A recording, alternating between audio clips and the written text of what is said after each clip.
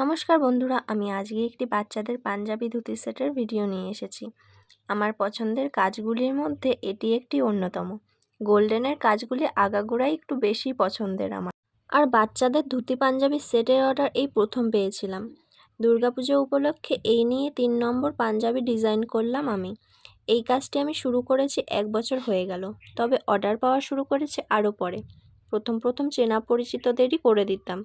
আগের বছর দুর্গাপুজোতে আমি আমার জিজুর পাঞ্জাবিতে ডিজাইন করে দিয়েছিলাম। তবে এই বছরে প্রায় অনেক কটাই অর্ডার পেয়েছি। আশা করছি আমার প্রত্যেকটি কাজ তোমাদের ভালো লাগছে বা এর পরেও ভালো লাগবে। প্রত্যেকটি ডিজাইন করা হয়েছে আমার খুব পছন্দের আর্টিস্টদের করা সুন্দর সুন্দর ডিজাইন দেখে। তবে তার মধ্যেই আমি চেষ্টা করি কিছুটা নিজের মতন করে করার, যাতে আমি প্রত্যেকটা কাজের সাথে সাথে নতুন কিছু শিখতে পারি। আর যারা আমার কাছে অর্ডার করো ডিজাইন দেখে, তাদের জন্য বলতে চাই আমি কিন্তু সেম ডিজাইন করে দিতে পারবো না। আমি নিজের মতো করে যতটা করতে পারবো ততটাই করব। কারণ আমি ডিজাইন কপি করতে পারবো, কিন্তু তার মতো কোয়ালিটি মানে সেম টু সেম ডিজাইন হবে না। তার জন্য আমি পাঞ্জাবি দামটাও নিজের কোয়ালিটি মতো নিই। অন্য আর্টিস্টরা কেমন কী দাম নেয় আমি জানি না, তবে আমার যেটাতে পোষাবে আমি সেই হিসেবেই নিই। যাদের পোষাবে তারা অর্ডার করবে, যাদের পোষাবে না আমার থেকে অনেক ভালো ভালো আর্টিস্ট আছে যাদের সাথে যোগাযোগ করতে পারো তোমরা। আর যারা এই নতুন কাজের সাথে যুক্ত হয়েছো, কেমন কী দাম নেবে বুঝতে পারছো না, তাদের একটা কথাই বলবো, তোমাদের যেই দামটা নিয়ে তোমরা স্যাটিসফাইড হবে তোমরা সেটাই নিও।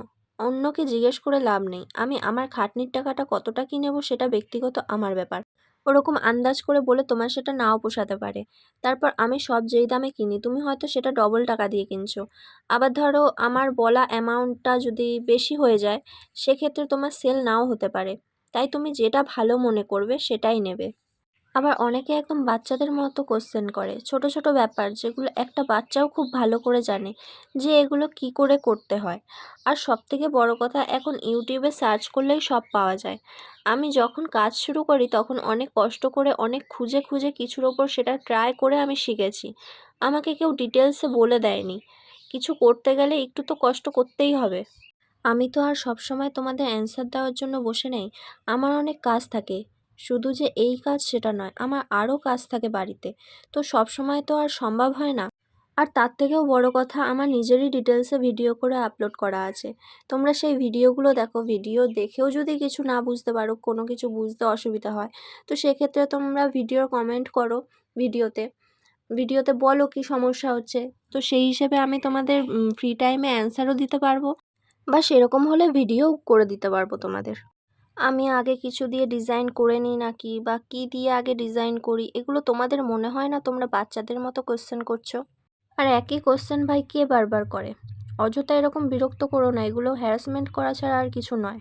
আমার কথা কারো খারাপ লাগলে তাতে আমার কিছু করার নেই। এত বড় হয়েও যদি কমন সেন্সের অভাব থাকে তোমাদের, তাহলে সেটা আমার দোষ নয়। যাই হোক, আমার এই কাজটা তোমাদের কেমন লাগলো অবশ্যই কিন্তু কমেন্ট করে জানিও। আজকের মতো টাটা, বাই বাই।